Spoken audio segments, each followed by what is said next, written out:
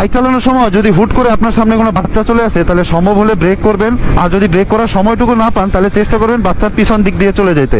কারণ বাচ্চা পোলাপানের যে মেন্টালিটি থাকে, ওটা সব সময় থাকে সামনের দিকে দৌড় দেওয়ার। আবার সেম ভাবে যদি আপনার সামনে হুট করে কোনো একটা বয়স্ক লোক চলে আসে, তাহলে চেষ্টা করবেন ব্রেক করার। আর ব্রেক করার যদি সময়টুকু না পান, তাহলে চেষ্টা করবেন ওনার সামনে দিয়ে চলে যাওয়ার।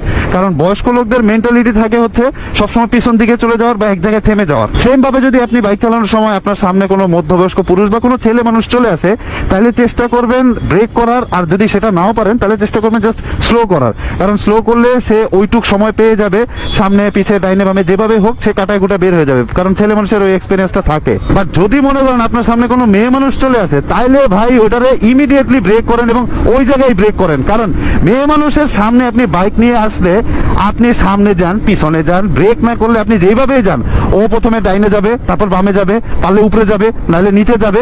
এরপরে ওই জায়গায় দাঁড়ায় থাকবে, কানের মধ্যে হাত দিবে, চোখে হাত দিবে, বলবে ও মাই গড।